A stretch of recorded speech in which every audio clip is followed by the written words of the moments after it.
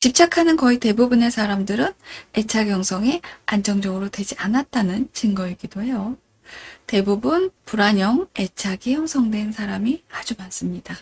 저항형 애착 혹은 양가적 애착이라고도 해요.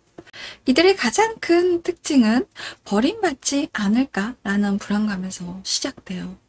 객관적으로 봤을 때 연인이 의심할 행동을 한 게 아닌데도 이들에게는 연인의 작은 변화에도 의심이 들고 불안감이 올라옵니다. 예를 들면 카톡 답장을 평소보다 조금 늦게 한다든지 평소와 다른 뉘앙스로 표현을 한다든지 하는 별거 아닌 거에도 이들의 불안감은 자극이 돼요. 연인이 변심한 건 아닐까, 날 버리는 건 아닐까, 바람을 피우고 있는 건 아닐까 하면서 말이죠.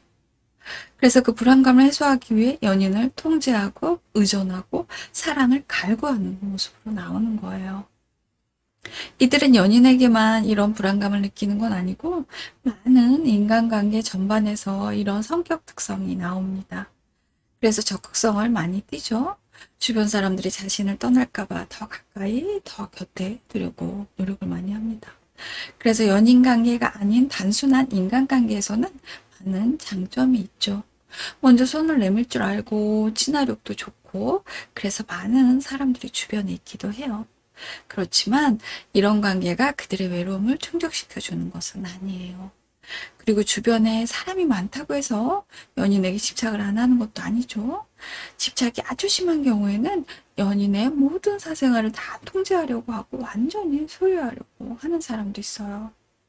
필요 이상으로 영상통화를 한다든지 전화를 3번만 늦게 받아도 막 분노를 한다든지 정말 심한 경우에는 폭력도 씁니다.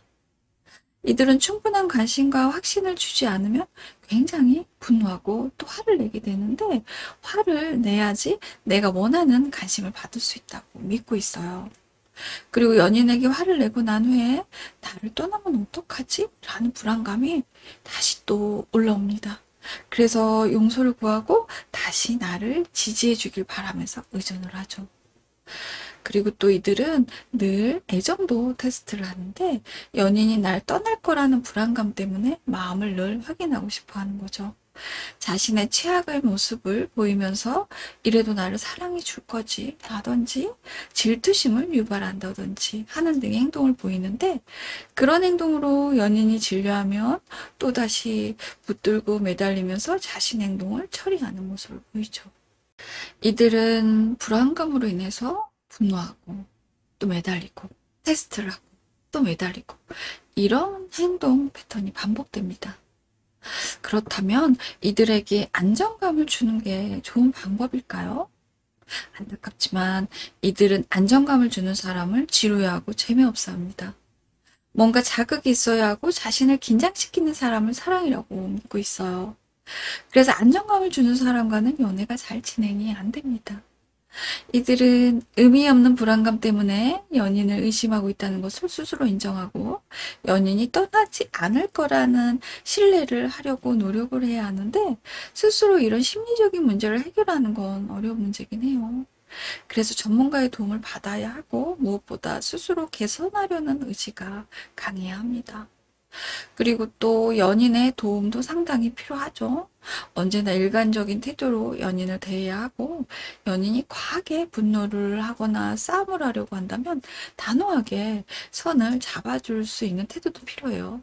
태도가 막 들쑥날쑥하게 되면 계속 연인을 신뢰하지 못하게 되고 또 분노 표현을 과하게 하는데도 연인이 그걸 잡아주지 못한다면 그는 계속해서 그렇게 표현해도 된다고 생각을 하게 되거든요. 그런데 저는 이렇게도 생각이 들어요. 세상에 완벽하게 좋은 성격을 갖추고 있는 사람은 없어요. 작게든 크게든 또 한 개 이상의 성격 문제들은 누구에게나 있어요. 그래도 이들은 회피형 성향보다는 애정 표현을 아주 잘합니다. 그래서 회피형보다 연애를 더 잘하죠. 내 소중한 사람의 집착을 견딜 만한지 그렇지 못한지는 순전히 주관적인 거예요. 작은 집착에도 도저히 견딜 수 없는 사람이 있고 또 누군가가 나를 집착해 주길 바라는 사람도 있거든요. 그래도 말도 안 되는 성격 장애는 아니기 때문에 같이 노력하면서 적당한 타협점을 잘 찾을 수 있으면 좋겠어요.